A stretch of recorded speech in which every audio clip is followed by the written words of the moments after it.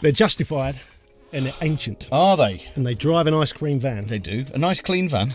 An ice cream van. Okay. They're justified and they're ancient. They've got no master plan. They don't want to upset the apple cart and they don't want to cause any harm. But if you don't like what they're going to do, you better not stop them because they're coming through. In this episode of Is It?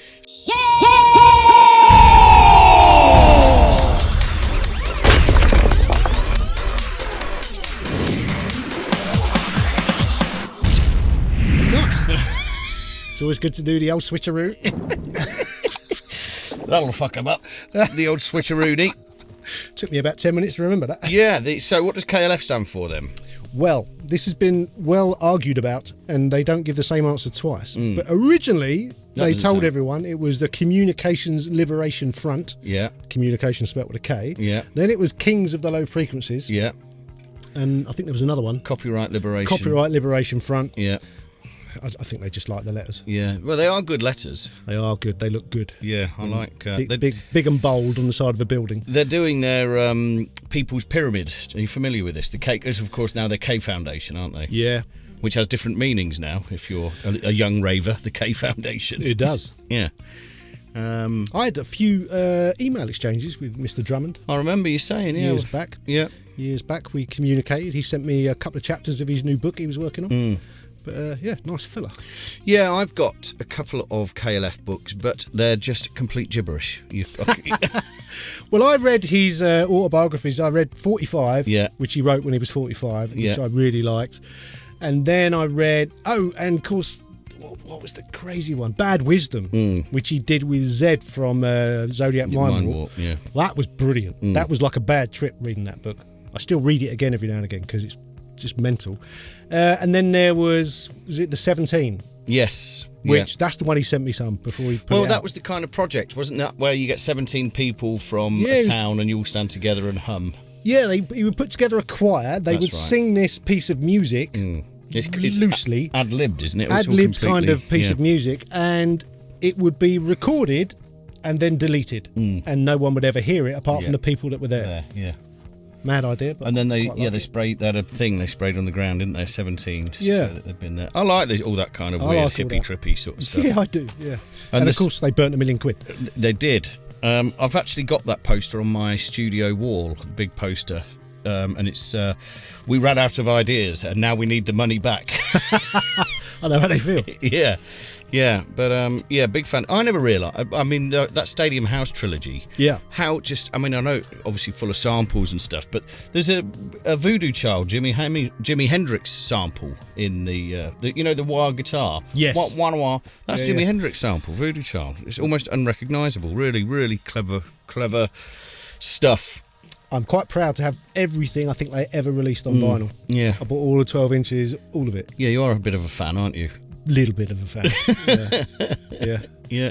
Yeah, I know the guy that mixed What Time Is Love. It was mixed in the studio I was working at the time. That's right. And I think he got the job because someone didn't turn up that day. And next thing he knows, he's mixed the number one Yeah, record. yeah. Happens. Do you think they burnt the £1 million? Yes. Yeah. Yeah, I do. Yeah. My favourite quote is, because I can't stand Def Leppard, and particularly I remember that Joe interview Elliott. they did with Yeah, Joe and he's Elliott. there in a tweed three-piece suit, Yeah, isn't he?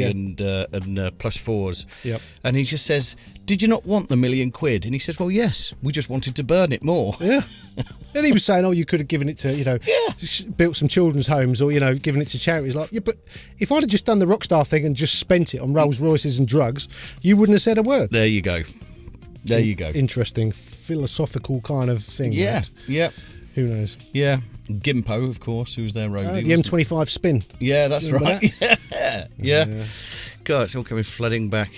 Anyway, Dan. Yes. Today, I'm asking the questions. You are, and yeah. you're reviewing the plugin. Yeah, something I'm not very comfortable with, but the sort of deal we tend to have is if it makes a noise, I have to do the review. That's the deal. So, yeah, we are looking at the Sonic Academy Kick 3, Nice.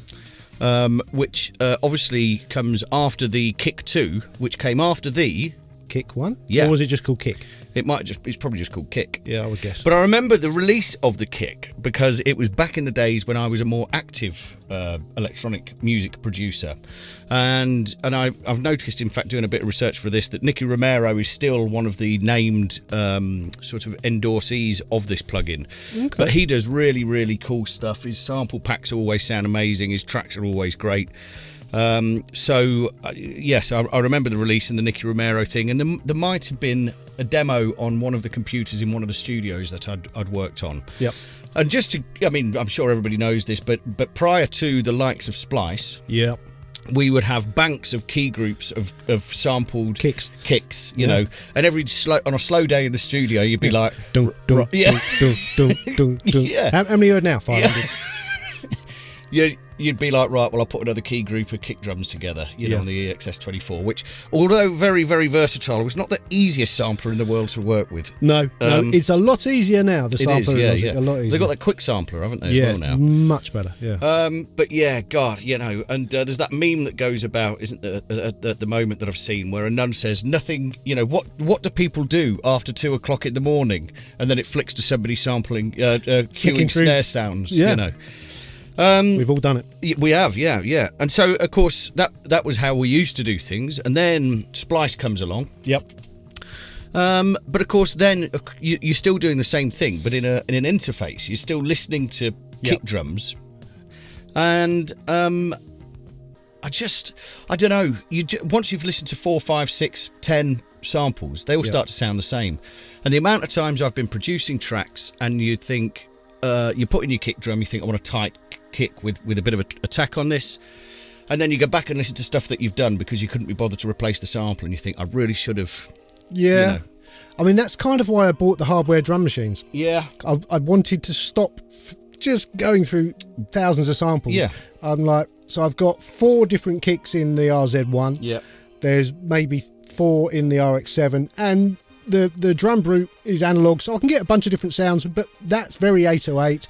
They're very sort of DMX-y, and they're very Yamaha 80s. Between them, I'm going to get a kick that I want. Limitation breeds creativity. I'm a big believer in that. Yeah. So anyway, that sort of sets the scene, the context that the Sonic Academy Kick 3 breaks onto the scene. Okay. And I've got to say, break onto the scene, it does. Okay, cool. So I downloaded the demo of this because you told me to. Yes, and I did.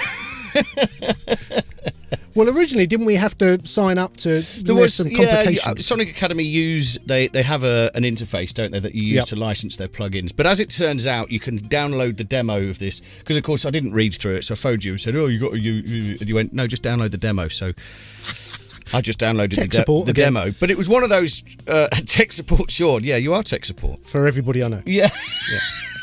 Not just in audio either. No, pretty much anything. Someone's TV breaks, I'll get a phone call. Or my car's broken down. Yeah. Well, there you go, master jack of all trades. So this is one of those plugins that you open up and immediately it starts making noise and you start playing with it and you're like, whoa. Okay, this is very, very cool. It's got some really, really wicked features. I should also mention it's multi-award winning. 3 Computer Music Awards, a Future Music Award, a Music Tech Award. But it does everything. So you can import kick samples into it if you so wish. Not that I could ever imagine. How many does it come with? Does it come with 540 presets? And they're editable anyway. Yes. Yeah. Well, if you just let me carry on. Crack on. So it's editable in every way you can imagine. So you can see here that there are different nodes within the sample. Yes. And you can affect these linearly, so with the dynamics of each part of your kick sample. Yep. But also logarithmically, so you can affect the pitch of different parts of your kick sample. Wow. Okay. You can also, again, this is something that I never really got into, but I know a lot of electronic music producers pitch their kick drum. Oh, yeah. Yeah. So this is automatically... You have to now, because everyone's using these 808s with massive tails. You've got to pitch it. I just copied a bass part onto the 808 channel now. Yeah, it'd be absolutely perfect for that. You could play bass lines on it. Yeah. It's really, really cool. But you can also import and analyze your own kick samples. You can isolate kicks from other tracks, not just from other loops, but from other tracks. So it's got all the AI and stuff going on. You can drop a whole track in and take the kick out. And take the kick out of a track that you like. Ooh, I like that. So It's what do they call it? 5 layers of freedom. So you can add different layers, sub, click, different parts of the sample. So, of course, I mean, these are all things. Once you finish playing with the pitch of all of your kick drums, Yep. you start adding more punch up at the front, Yep. more sub, less sub. And of course, this is something that you can do as you're working through a track and you're adding different subs and basses in and out Yeah. of a track that you're working with. It's so versatile. It's fully loaded with effects, so you've got distortion. The distortion's really, really cool on it, actually. Nice. Delay, reverb, those aren't things that I'd necessarily use on a kick no, drum, always aren't, but they're there anyway. So, I mean, in a nutshell, that's it. Limiter. It's the interface is really easy to use. And it runs as a virtual instrument. Yeah. Yeah. CPU, not too No, taxing. it's bang on, and it's the latency is so quick. I mean, noticeably, Yep. quick. Especially as you start adding the really fast click and attack times. And it's just kicks, so you can't put a sample of a snare in there and use the same stuff to process it. Well, I don't know.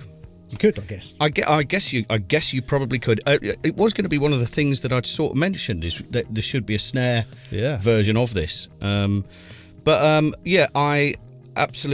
hard to please when it comes to plugins, but I absolutely love this. And like I say, loaded it up. That was me for half an hour messing around and playing with different things. Wow. So, demo. Yeah. Yes, there's a demo. Yep. That's what I used. You want to know how long it is? Did you make a note of how long it was? Yeah. It'll be about there now. Yeah, Okay, I'll look that one up. Yeah, I think it's probably 14 days, but you download it, easy install, worked first time, loaded up with Logic, and then Price? we have a bit of a rule, don't we? If it's over, it has to make noise if it's over 100 quid. It's one of the older rules. It was an old rule, yeah. So what do you think price wise? I literally haven't got. Hang on. I'm going to go with. I reckon it's $99 or 99 quid. $79.95. Is it? Yeah, and it is Okay. again, like I say, it'd be Dollars or pounds? pounds. Pounds. Yeah, Okay. it'd be something that you'd have in your template that you opened up. Yes, just there, ready to go. Yeah. Can't say enough good things about it. Wow. So, I mean, is it shit? No, it is very, very far from shit. Wow. So the Sonic Academy Kick 3. Kick 3 is not shit. Wow. 79. Go and grab it. Go and grab it straight away. Go and download the demo, have a play, make a track with it. You'll absolutely love it. God, it's stressful, isn't it, doing this with the hard work bit? Yeah. Especially when there's someone sitting there asking you questions you yeah, haven't quite got the answers for. You're a bit sweaty there, Dan. A little bit. You got a bit of a shine to your head. Bit that of a weren't there bead earlier. going, yeah. Bit of a bead. Well done. Did a good job there, I reckon, mate. Thank you, mate. Nice one. So please like the video. Let's try and get more likes than any that Sean's reviewed. Don't do that to me. I'll have a bloody freak out. I mean, a crisis of conscience and everything. Subscribe to the channel. That'd be good. Maybe become a channel member. You could check out our top 5 down there. There's links. We can go and have a look at them and download the demos. What else have we got? We've got Instagram, Studio Life 101, Patreon, website, mastering courses, mixing courses, compression courses. It's all down there in the links. It is. Anyway, we will see you next time. Sayonara. Adios.